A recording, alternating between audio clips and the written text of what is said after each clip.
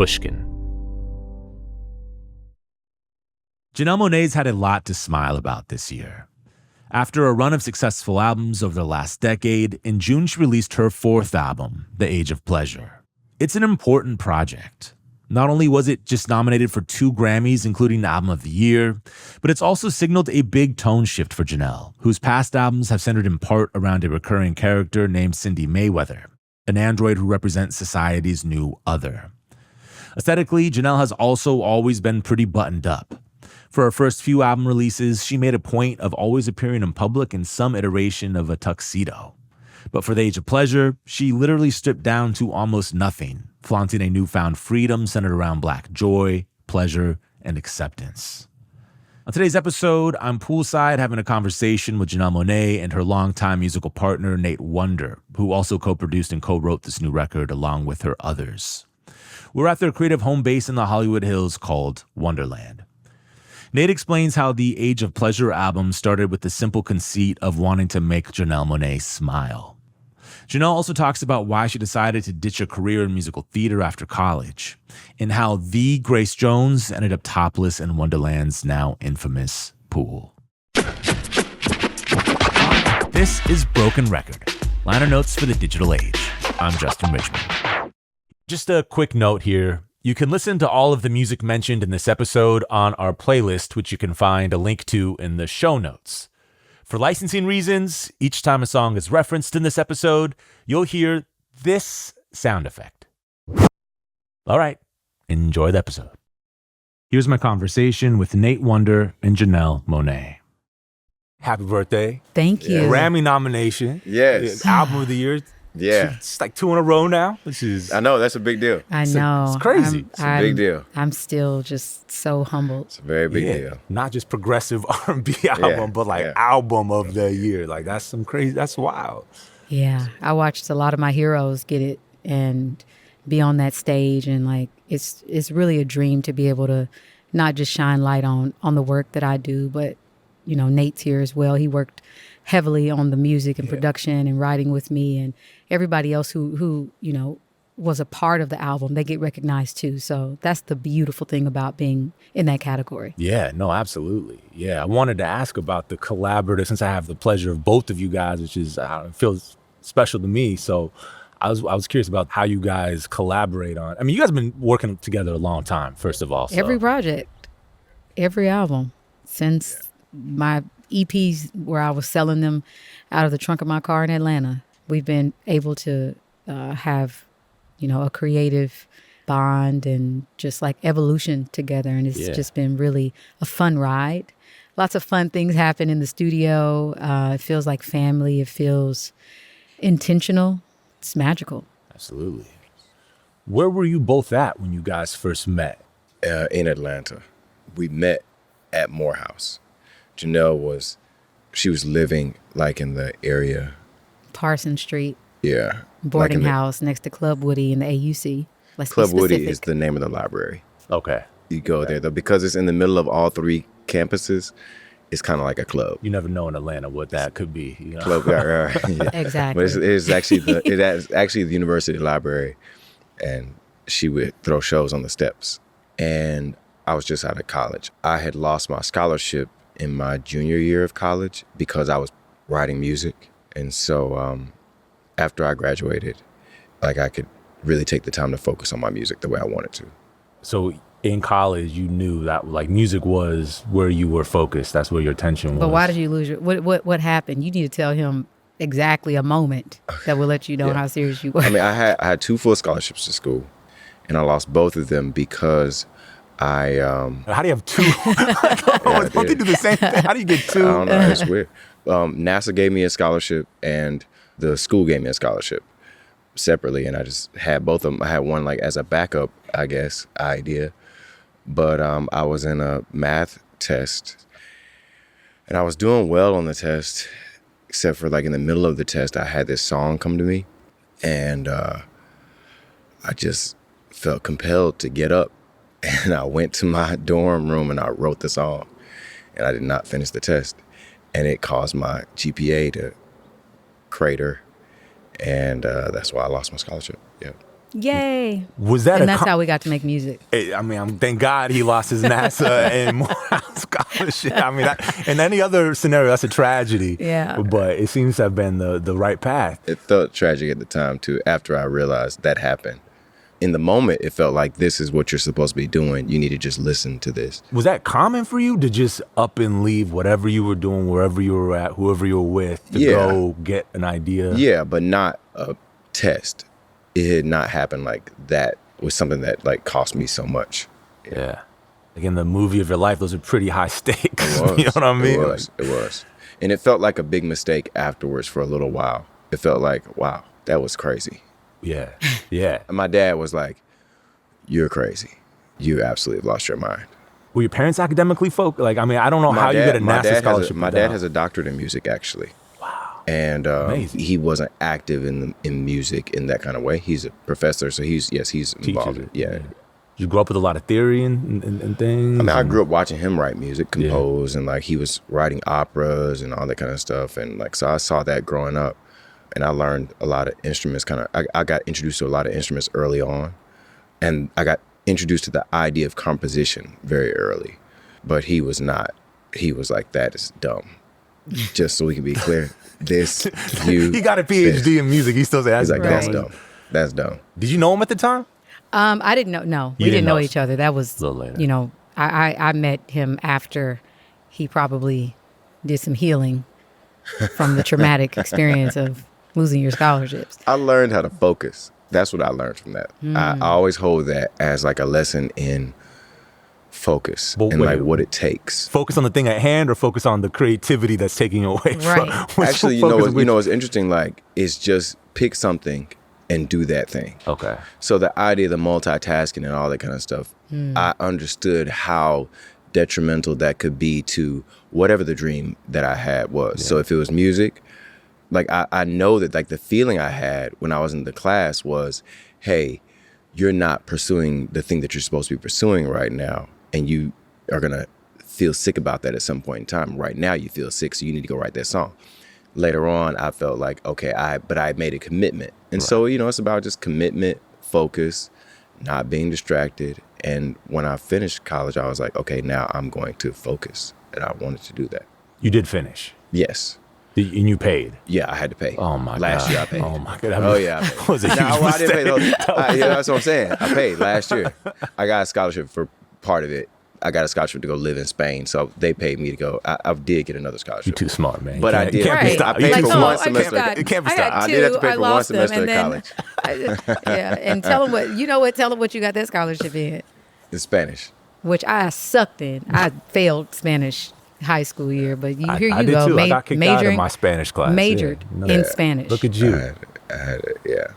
Did you study any Spanish music while you were in Spain? No, I studied Spanish art and architecture, actually. And so when I went to Spain, I was like, let me not pursue music right now. Let me focus. I'm not going to bring any of my instruments. Like, I would never not have a guitar in my hand. And so I was like, I'm going to go to Spain. I'm not going to have any instruments. I'm going to focus, and I'm going to just do what I'm here to do. And I went there, and what was crazy is that the place that I lived was directly next to a music conservatory. So I would wake up, and this girl would play the flute every morning. It would wake me up every morning. I would hear musicians playing all day. And I was like, man, I got it. So while I was there, I bought a flute and like taught myself to play the flute. But that was it. I was like, that's small enough. Oh, yeah, so that's more of a hobby than a real artistic pursuit. Yeah.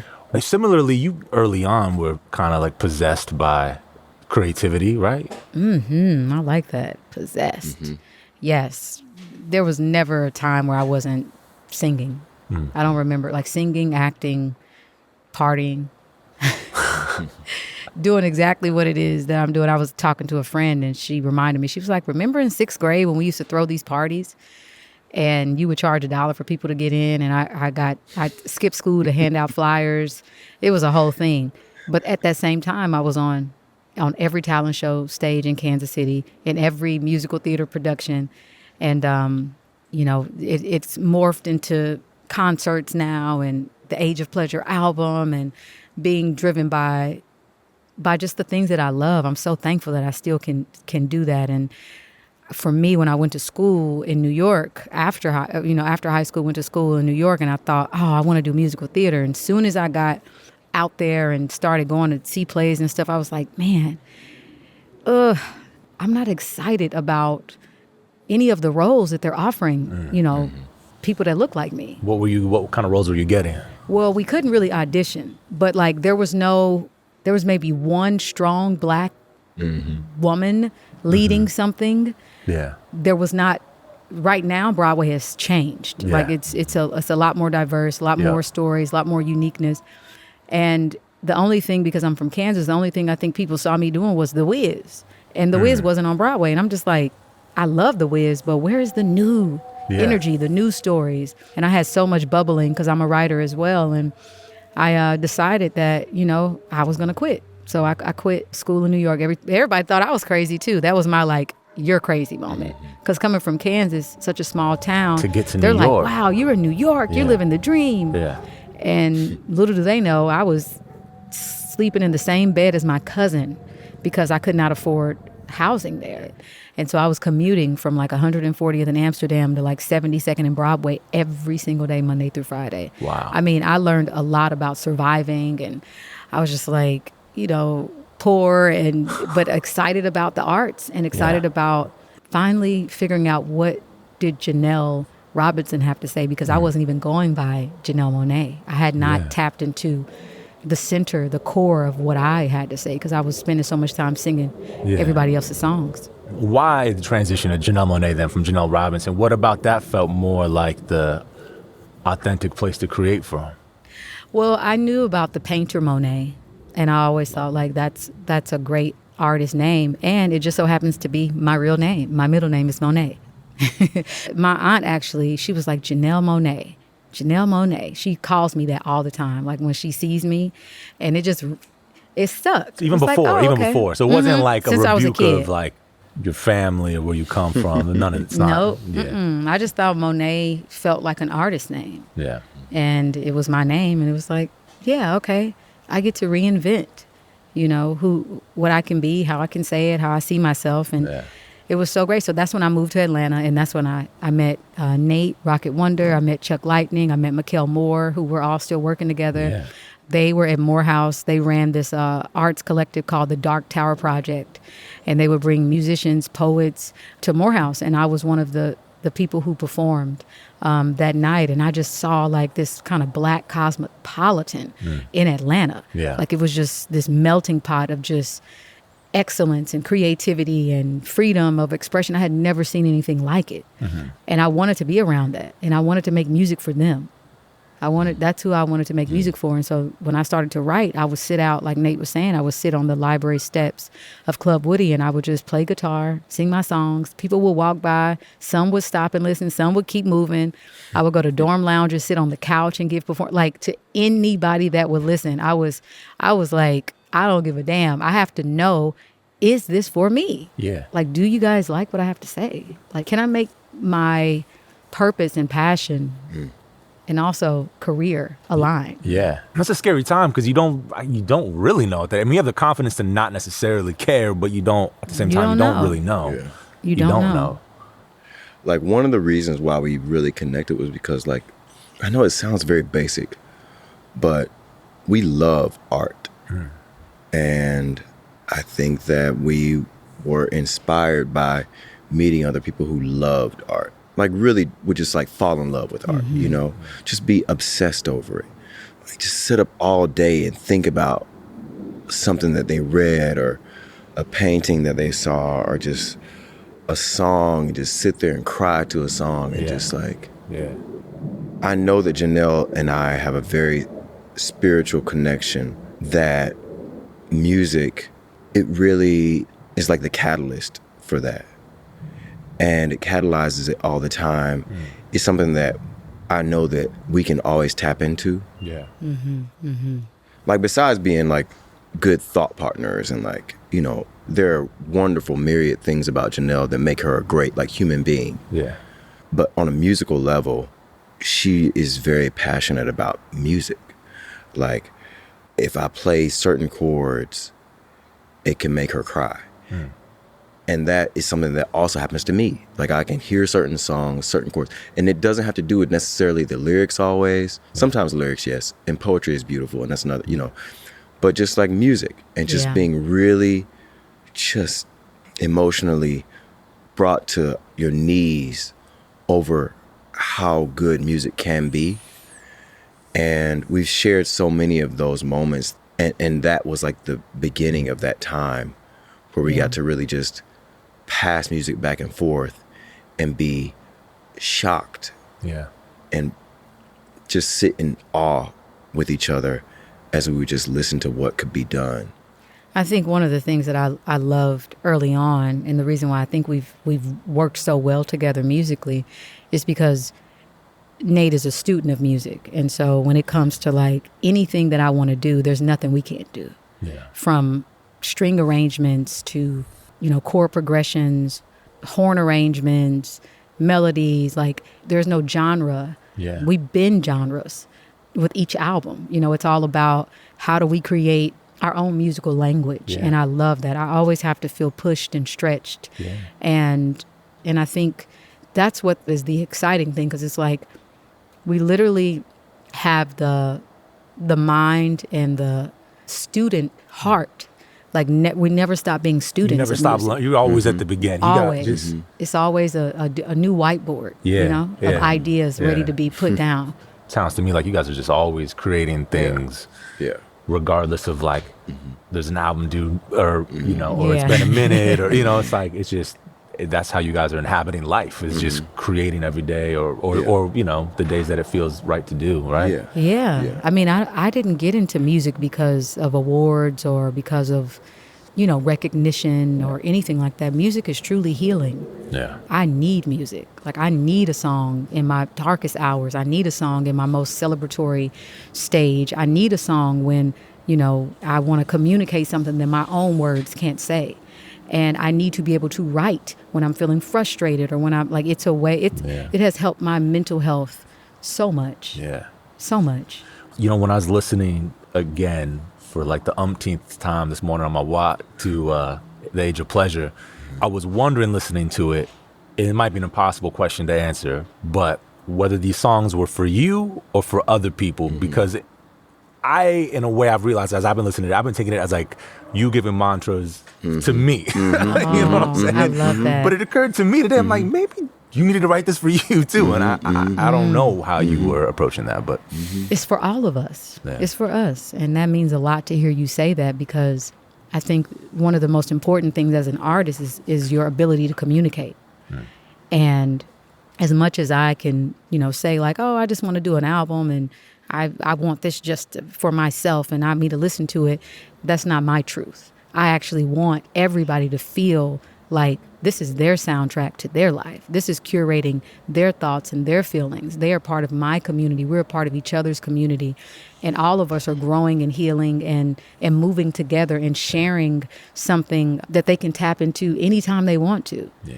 And it's funny because you're here. This is exactly what inspired the album, this space, having this space filled with Black and brown and just beautiful people across the diaspora here, seeing them smiling, seeing the joy in their spirits, in their hearts during a time where everybody thought the world was ending. I mean, every day. Because you moved here during the pandemic, right? This is the space you kind of got. Yeah, we created Wondaland West during the pandemic. It was one of the most scary things ever because I grew up, my parents didn't own a home. We were either in like a duplex or, we lived with my grandmother and they were working class, like making ends meet, but living check to check. So when it was time for all of us to contribute and figure out where we were going to migrate with Wondaland, it was like, okay, am I ready to invest in our next creative endeavor? Yes, I am, but we're in the middle of a pandemic. What does that mean? And luckily, we knew the person who was trying to sell the space, and they were just like, there's nobody else I want to have this space. Great. And it worked out. And so it came right to you. It was like... Yeah, it did. But it was also scary because a lot of things were being canceled for me. My job is to go out into the world and travel and try to heal people through music, but I couldn't do that.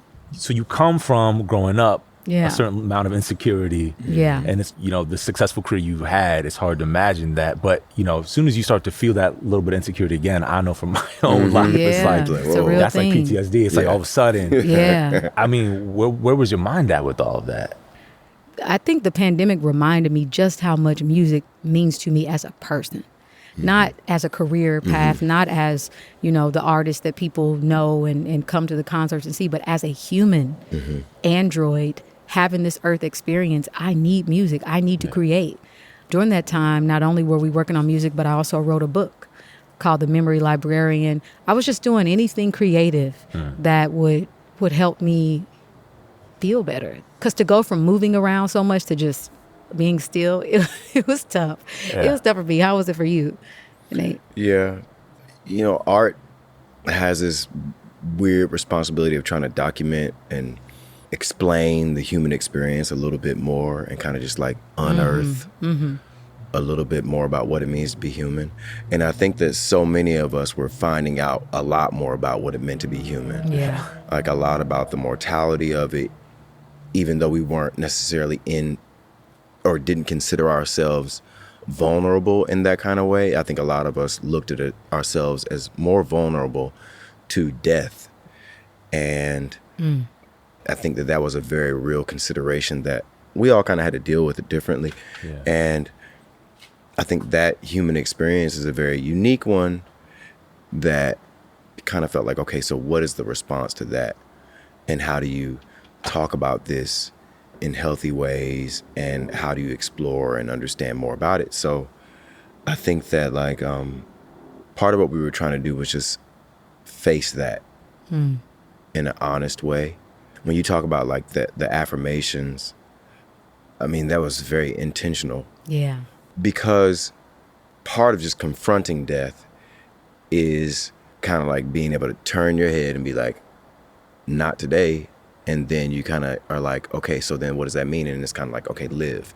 Yeah. And so then how do you live in a way that honors the life experience? And it's like, hey, okay, I'm here. I'm here now, and you hear these stories about the roaring 20s when people are kind of like getting through the depression time. It's depression. There's so much going on. And they're like, and they've made it through a pandemic. Yeah, right. And you have the survivor's guilt, and so much of that goes into just your human experience. And it's those affirmations were like just the small attempts to just undergird just the everyday thing that's kind of like pushing you down and kind of be like, all right, I'm gonna get back up.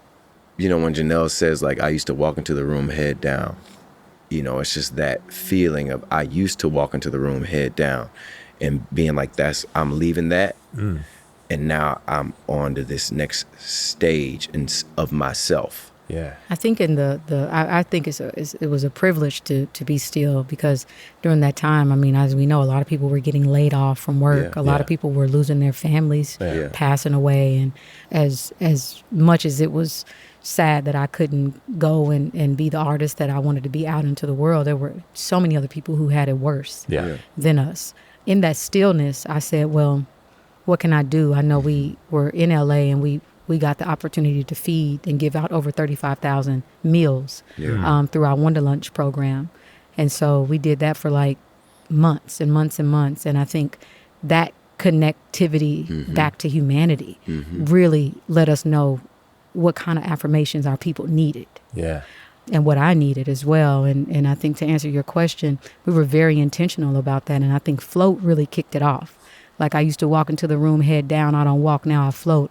I got an opportunity in that stillness to deal with, childhood trauma that I had not dealt with. That because I was moving around so much, it was like, okay, something's not right, but I don't have time to deal with it. Yeah. And in that discovering and peeling back the layers of the rejection and abandonment that I felt early on, getting to the root of it, my spirit started to get lighter. Because I knew, I was like, oh, okay, so I can become better and more evolved as a person now. And I feel so empowered now that I know what was going on with me. And when you heal as a person, all of that seeps into your music and your art. My art is a reflection of who I am. Yeah. And I'm so thankful for that, because all I wanted to do was give more people affirmations, because I know I wasn't the only one. When I would have conversations with people, they would say the same thing, like, man, I have to let go of this. I have to let go of that, you know? And so Float was that thing. It was like, once you let go of the heaviness that you've been carrying on your back, that you didn't have to carry, and you're finding out like, oh, I have a way to get all of this off of me now. It felt like I wanted to celebrate as a new person. Yeah. Like, I feel like I definitely, you know, shed a lot of skin, turned a new leaf. And obviously it's a constant, you know, journey. But once I tapped into it, I got really inspired to write about it. After a quick break, we'll come back with more of my conversation with Janelle Monáe and Nate Wonder. We're back with Janelle Monáe and Nate Wonder. Once you put the album out, how did you guys feel about the response to it? You know, obviously, we were very vulnerable, and I feel like that was like a big point of conversation around that. Like, but was it, sometimes you just do things feeling like that's the right thing to do, and then it's like, oh shit, I gotta talk about this. I don't know. Yeah. Like, how was the process of going out and talking about the album and getting people's responses to the project? You know, I think it's a beautiful thing that when people see themselves reflected, that was the most beautiful thing. I think a lot of people coming up to me, some of them whispering, some of them more vocal about it, like, thank you so much, you know, for sharing more of who you are. There's this quote by Beth Ann Hardison that says, you know, people don't change, they become more of who they are. And what I got an opportunity to do is become more of who I am and write about it. And write about it with other people who were discovering more about who they were. Yeah. And us having a safe space. That was really important. I think with an album called The Age of Pleasure, there is no pleasure without safety. Yeah. When we don't feel safe and taken care of, you cannot be free in the way that you move or express yourselves, at least for me. To your point earlier about unpacking a lot of the traumas and stuff, just feeling safe within yourself too. Exactly. You know what I mean? Exactly. Like, yeah. I feel a lot more, how do I put it? I did put it. I said float. I feel like I've like floated, and anything that used to bother me, it doesn't touch me the same. Yeah. It's kind of scary and also really, really awesome. Yeah. How was it writing on this record with Janelle, with given just the way the songs were coming out?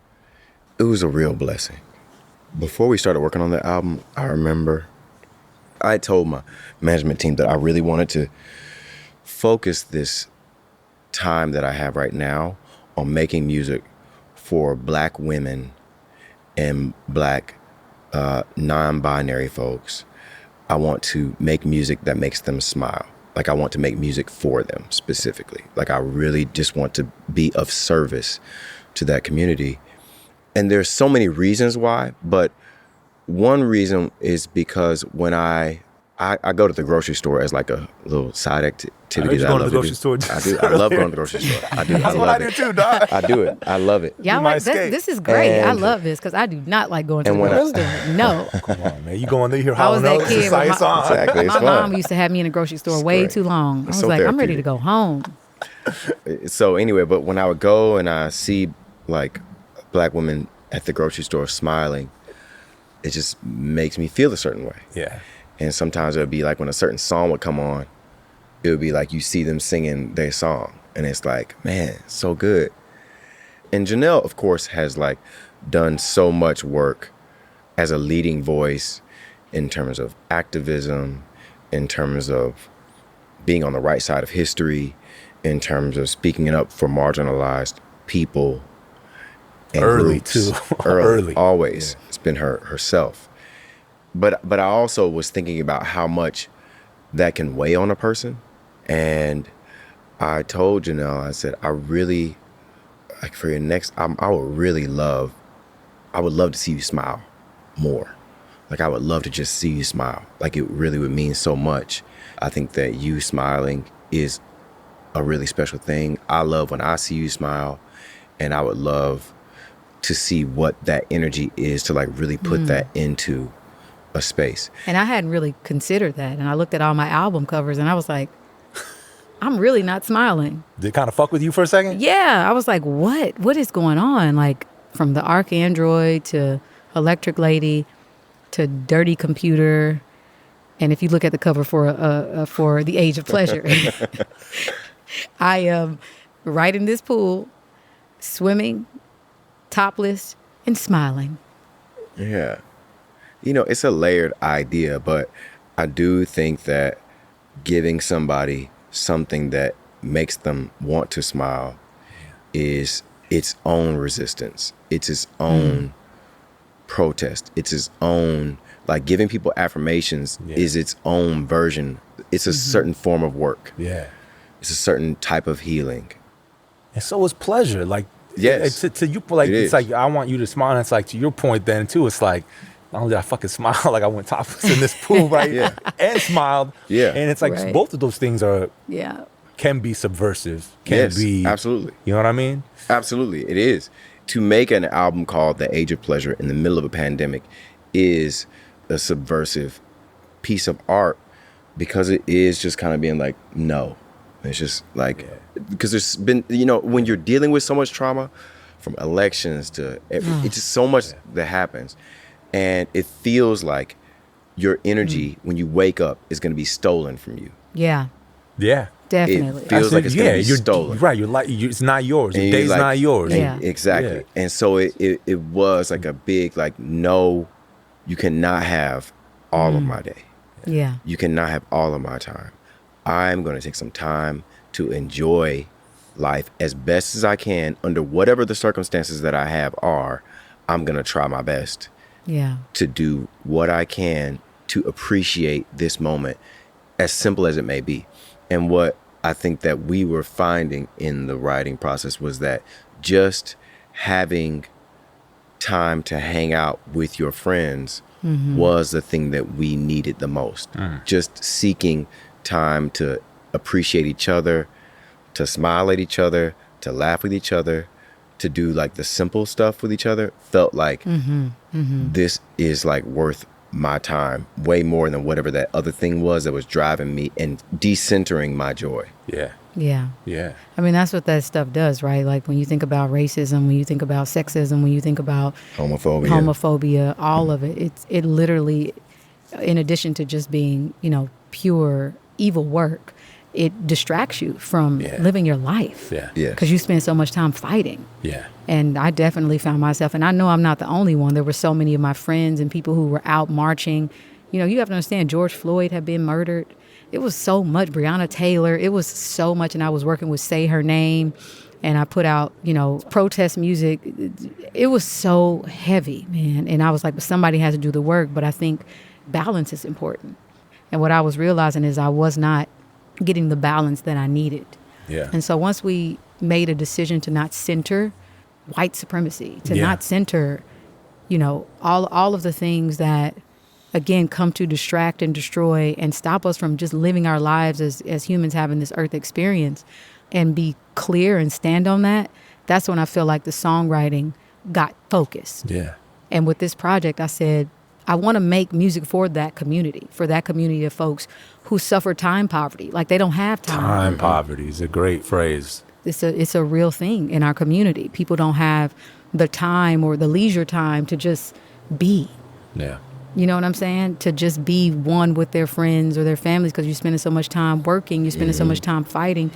And it's like, when do we say, okay, well, we're going to carve out this little space for us? And so I said, I want to create music that we can all listen to, take with us, hold with us, that is the balance in everything that we're dealing with. And if the people that I invite over are not dancing to these songs, if they are not moving, if they're not trying to Shazam, if they're not asking who is that, then it's not working. Yeah. It's not like, I want them to really, really, really, really love this music. Obviously, we have to love it, right?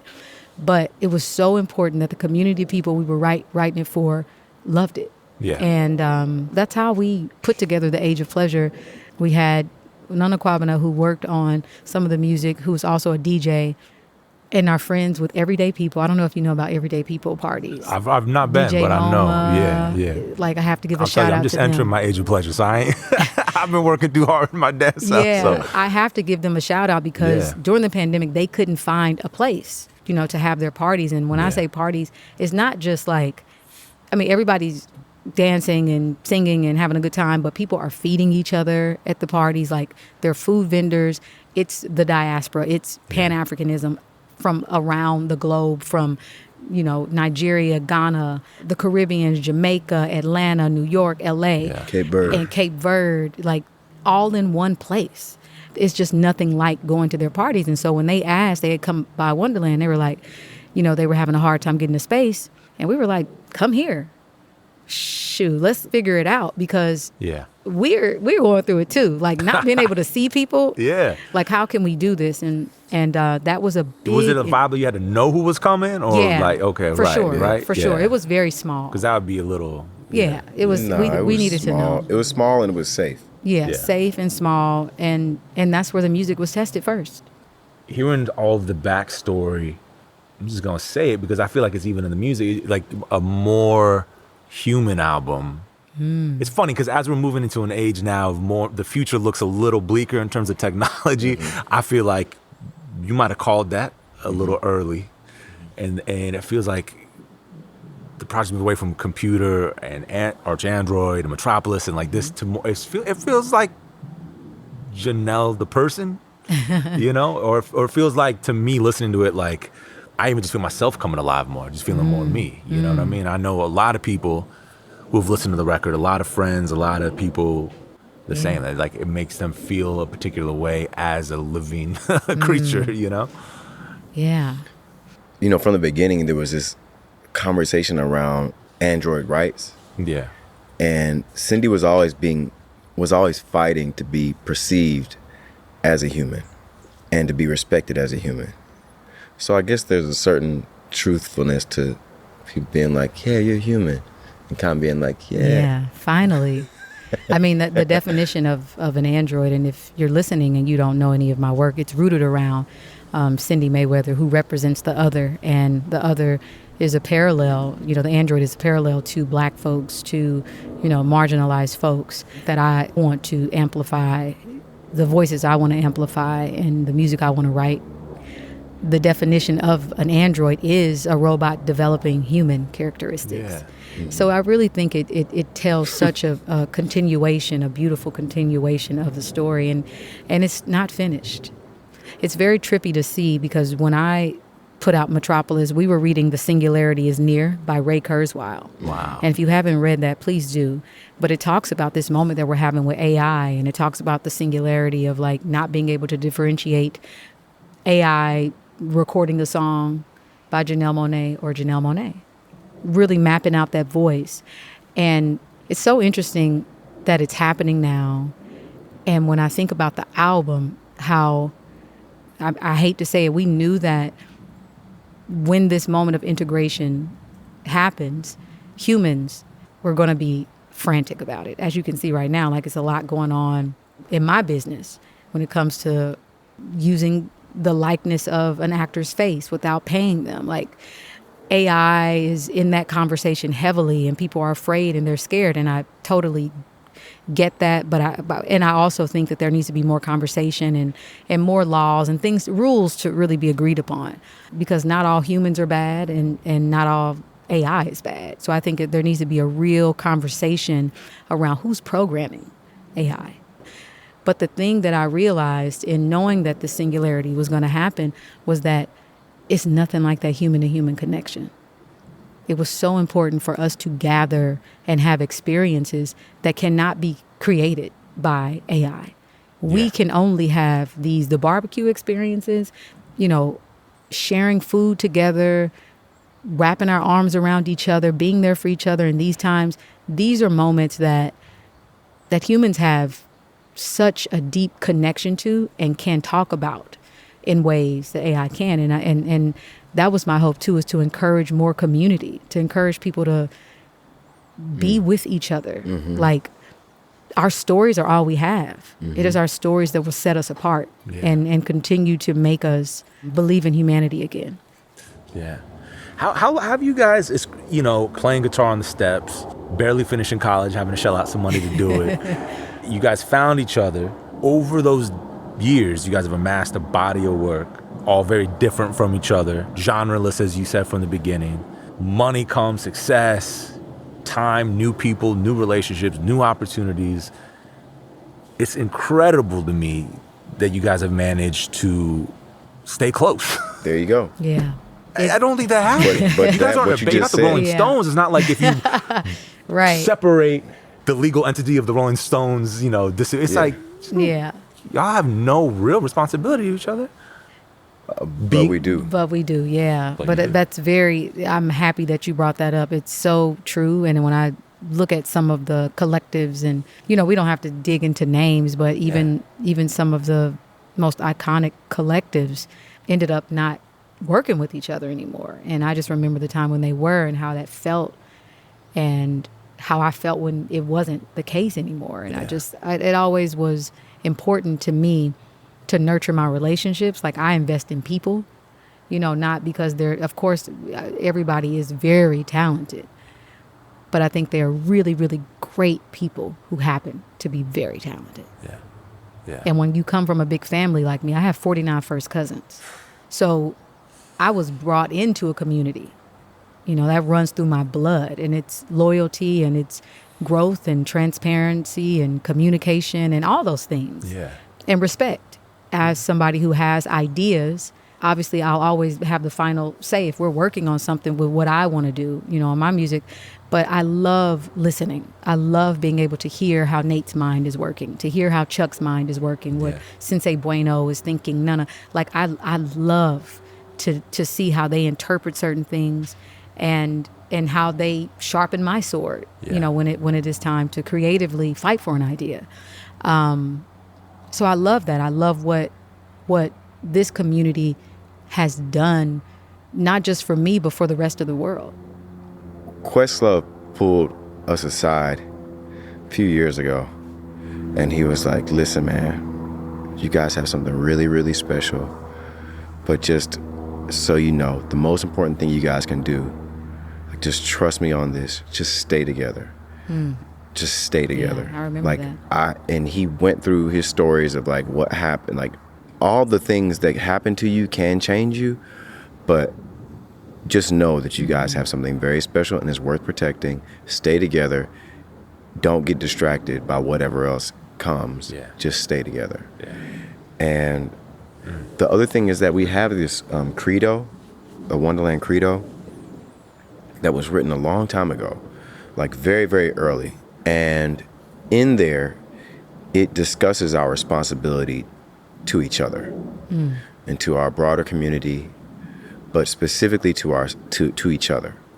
How we need to take care of each other, how we need to look after each other. Those basic things are written into our credo of how we understand Wondaland. At its foundation, it must at least be a community where artists can be taken care of and thrive. And of course, challenge each other on our ideas, but that we feel at least safe to have our ideas. Yeah. That's how you make your best music, again, when you feel safe with the people that you're with. When you feel like you can just go there and try new shit out. Fall in love with music, fall in love with art. And I think that's what we love at our core. First of all, you guys are living the dream. That you guys found each other. Yeah. It's hard work. Unique individuals you guys are. Let me tell you this. It is hard work. It is not easy. Art is hard. Art is hard, right. Hard. Depending on what process you're in, art is hard. It can be frustrating and just you can lose your confidence and second guess yourself, or you could be having the best time of your life. You wake back up and listen to that demo, or you wrote the night before, and you're like, oh, this shit is fire. Thank God. And you play it for people outside, who were not a part of the process, and you get that feedback. It can be disappointing, or it can be yes. When do you start playing stuff for people? Is it usually earlier in the process, or is it done? Early. I try to play as early as possible. I like people sitting in the studio when I'm working on music. I gotta feel something. Yeah, he's different. I don't know. That's... But with Age of Pleasure, I was more open. Yeah. But with all my other albums, I would be in there engineering myself. I engineer myself a lot on this project really? too. Yeah. Just because you wanted to be because I needed by yourself. When she goes in, it's like close it, and Janelle will go in there and will engineer. And then I'll call them back in, like once I have all my takes that I feel like are highlighted and good, or I'll ask them to highlight in green, like which ones you think are the best. But I'm always searching for that feeling, and sometimes I need to be alone to get that feeling. Yeah. We're going to pause for another quick break and then come back with more from Nate Wonder and Janelle Monáe. We're back with the rest of my conversation with Nate Wonder and Janelle Monáe. You were talking about the diaspora earlier.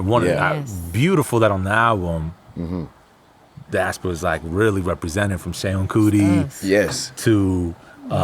to Sister Nancy, Grace Jones. Patra, Nia Long, Amaray, CK, Doechii, let me not forget. Horns Unlimited. From Atlanta to Ghana to Nigeria to Jamaica and so on. I mean, it's just, we're all so our blessed. Friends on there. Yeah, some of the musicians that talking. played. The interludes, where did those come from? Corey Henry. From us. So the French 75 is us in New Orleans. Yeah. During Essence Fest, not this year, but last year. Yeah. And we had woke up and we started talking about the night that we had. And it was my first time getting beads. And so if you've been to New Orleans, you know what getting your beads means. Like, it's so fun, and it was so liberating and just really, really cool. I guess for the uninitiated, I mean, maybe there's some who don't know. I know, right? I guess what does it involves? You going down on in the French quarters, and if you lift your shirt up, they will throw you some beads. And it's a part of the New Orleans culture, fun. And it was freeing because as somebody who's like, oh my God, I'm famous, I can't do these things, I'll end up. And nobody even really posted it until like years later. Then nobody found it. Actually, nobody found that video. No, maybe one person. No, not my beads. Oh, I've done that on several occasions. No, it's out. Really? Yeah, the beads one too? Yeah. Oh, I thought, okay, well, that's awesome. It made me smile. Remember I said this album, we are smiling. This season, we are smiling. And with that being said, I wanted to just have authentic conversations with my friends. And I just asked them if it was okay if I press record. And it's just, it was authentic because the people who were there, they're really my friends. And so to have these conversations with the people who are directly involved in like inspiring the songs and the songwritings, they were all in the studio when we were writing them. They were the first people that I think, everybody on the interlude, they were some of the first people that heard the songs. Yeah. So when we did Float, the Champagne Shit, those were the Lipstick Lover, like when we were writing those songs, I always looked at how they moved. I always looked at the body language. I always looked at like when they would go play other artists' songs, would they ask to play this song again? Because I liked their taste and I knew that they were like key in helping us nurture that audience that we wanted. Like, what would be an example of something you might have tweaked it, or what? So you're looking at your friends playing them. They might not quite groove the way you're expecting, or So what do? You just go back in and. You know what? I don't feel like we had a lot of those moments with this album. I know one song that happened with, and we just changed the song. We were in the middle of trying to figure the song out. It was hot. Oh, okay, wow. Yeah. You changed that one? Yeah. Wow. That went through a lot. It's a great. Yeah. There's actually a David Bowie vocal that was supposed to go on that. It was a quote from an interview that he had done. That right after Janelle says, "They say I look better than David Bowie in a Moon Age Dream." There's this quote. I love that line. Because I think Edward had taken us to the movies to see Moon Age Daydream. Because he knew Janelle was a huge fan. Oh, you took everybody to see. I took Edward Norton to go see. Okay, I'm sorry. You took everybody to see the David Bowie film Moon Age Daydream. Did you say you took Edward Norton? Yeah, because we had just. So when we wrote The Age of Pleasure, right before that, I just filmed The Glass Onion, and we were in Greece and Serbia, and I was having Nate send me music there. Yeah. Because I was like, when I get back, I'm writing this album. Yeah. Wow. I'm writing this album. I'm so inspired. I know I'm clear on where I am, who I am, and what I need to do. And so he sent me some of the musical beds, and I picked what I loved and liked. As soon as I got back, I was in the studio. It's poetic that you're working on a glass onion and you're becoming clear about who you are and what you're crystallizing, like what you want to do. It's like, while you in this glass. Let's pull back the layers. Let's pull back the layers. Yeah. So David Bowie quote, it says, "I think it's terribly dangerous for an artist to fulfill other people's expectations. If you feel safe in the area you're working in, you're not working in the right area. Always go a little further into the water than you feel you're capable of being in. Go a little bit out of your own depth. And when you don't feel that your feet are quite touching the bottom, you're just about in the right place to do something exciting." Ooh. Yeah. So that was the end of that was the quote that was on in the record. We should put that back in if we do the deluxe. It was great. But of course, like when you're at a party, you may not want to go into the it was just like cerebral. I'm sure Bowie appreciates not being the one to I know. fuck the party up. No, that film, I don't know if you've seen it, but it really incredible documentary. It was I wasn't amazing. expecting it to be. Because this is somebody who, like myself, is a world builder. Yeah. And somebody who believed, like Ziggy Stardust and the Spiders from Mars, gave me the courage to do Cyndi Mayweather and Metropolis and the Archandroid, and to create these versions of ourselves. You know, these 1,000 versions of myself, and we're all fine as fuck. That's, if you don't know, that's from Phenomenal on The Age of Pleasure. Sorry. Yeah. So to be able to watch him say, I know that I could be Ziggy Stardust for the rest of my life, or I can become more of who I am and give you that and not be afraid, you know, to break it down and rebuild and reimagine who I can be. Yeah. So that really also helped inspire me as well. Did you ever get a chance to meet him? I feel like I did. I feel like our spirits absolutely met each other. I know that he knew who I was because I did a cover of Heroes, and his wife Iman told me, and he had to clear it. And his wife told me that he really loved me. And I was like, oh, I wish I could have told him how much I really loved him. But I think he knows it. They are aware. Yeah. Did you pretty naturally fall into, 2019, you're feeling like you want to start writing for women, people of color, non-binary folk. Was it easy to slide into that mentality? Was it easy to I felt compelled. And again, when I feel compelled, I'm like, oh man, I'm doing it. Was it a messy start? Did it feel always right or natural? Feeling Myself playlist. Yeah, oh yeah. That really definitely encouraged us. Yeah, we were definitely both listening of us to had the same thought. So we were listening to Spotify. We had an opportunity to listen to a lot of music. I started back working out, and there were a lot of Black women on this playlist that were just like sounding extra liberated and super tapped into their well of honesty and truth and sensuality and sexuality and grit and softness and hardness. Like, I loved hearing that all on one playlist, and it encouraged me to tap into my many different sides. And I think Nate would see me listening to Feeling Myself playlist around the studio and as I was working out, and it was like, I've never remembered. And that's the beautiful thing with playlists. You can really curate your own world, your own soundtrack. And when I felt that vibe, I was like, I want more of this. And I want the people that are listening to this who are feeling like they have not been able to walk in their greatness as Black women, as non-binary folks, as marginalized people. They haven't been able to really own all of them. I want to lead by example, and I want to highlight them. And highlight them by creating music that speaks to their hearts. Yeah. I got 2 daughters, and I don't want them to feel ashamed of pleasure or whatever, right? Like as they get older or whatnot. And it's like, but society for so, you know what I mean? Like and it's still that, it's still a lot of work to be done in that area. But one of the things I noted was that playlist, like, when you go to like a Rap Caviar or the other like big hip hop, the biggest hip hop playlists, sometimes they'll even have like a woman on the cover, but then you go through the actual playlist, it literally, out of 100 songs, it might be like 3 songs by women. And it really, I just took so much issue with it. Yeah. I was just like, this is wild. Yeah. Like literally they'll put Megan Thee Stallion on the cover of it, and then I have to go like down 30 songs to get to her song. And it's like, this is crazy. This is wow. And that was another reason why we wanted to make sure that, Black women were represented on this project. Yeah.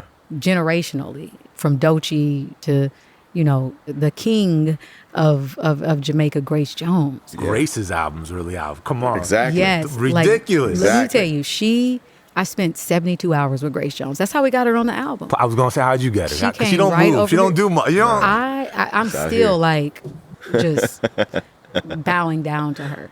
72 hours with her. 72 hours. Where I was like, oh my God. How did that come together? What? So I went to her Let me live concert vicarious. at the Hollywood Bowl, and I ended up, she was somehow, it was like one of her last songs, and they were calling people on stage, and of course I'm going to jump on stage.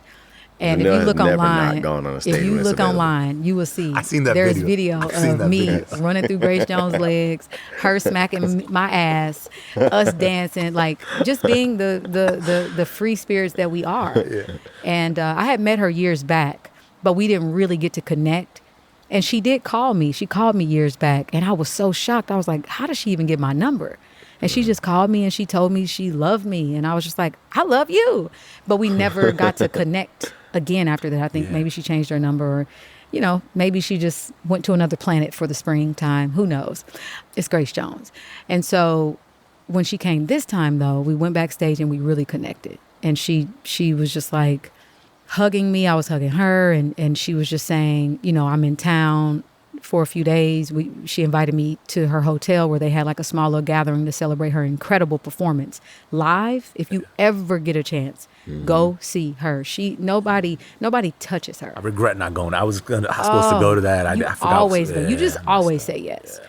And so that night when we went back to her hotel, I was like, I had to leave, and I just said, I'm just going to invite her to Wondaland. What she can just say no. And if she says no, I'll be like, yes, Grace Jones told me no. Yes. See, that's the mentality you got to be. That's so great. And so I said, listen, I have to leave, but I don't know, what your schedule is tomorrow, but I would love to have you for lunch at Wondaland at our studio. And she was like, is there a pool there? And I was like, indeed, there is a pool. And then she was like, okay, I will call you. I'm going to come. And I was like, okay. And I was like, she says this to everybody, I'm sure, because she doesn't want to hurt anybody's feelings. And she called. She had her assistant text and asked if it was a heated pool, because she swims every day as her exercise. And I asked them, well, what does she drink? What does she like? Like, I'm scrambling. I'm like, how am I going to host Grace Jones? Everybody. Send her to the grocery store. We need to have a meeting. Right. Go to the grocery store. What are we doing? And he sends me this list. Like, her wine list is immaculate. Her champagne list is immaculate. Yeah. And so she came over and we really had lunch and we really got in this pool. She took her top off. I know we're talking a lot about all of the toplessness, which is really great. Because as we know, we live in a world where there's a double standard. Yeah. Where the liberation that Grace has been able to do did not come with open arms. Yeah. It came with a lot of scrutiny. This is somebody who was raised under a pastor, who was a bishop and in a very conservative community. And for her to say, I'm gonna live my motherfucking life.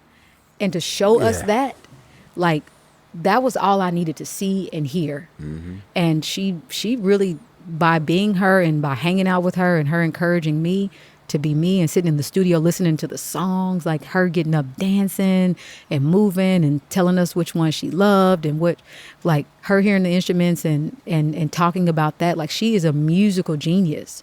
It was all the affirmation I needed. First of all, her taking off her top in your pool is a real legendary. What an honor! Yeah. You know what I mean? That you curated the. It's just a typical Tuesday for her. Yeah, that's an honor. But then you pull in the studio when she's listening. You asked her to. Yeah, I was like, I told her, I said I would love to get you, on my project. She was like, okay, well, where is it? And I was like, well, since you asked, there's a studio right in here. And so we went in there, but I will say, recording Grace Jones, because I had to wrangle her in.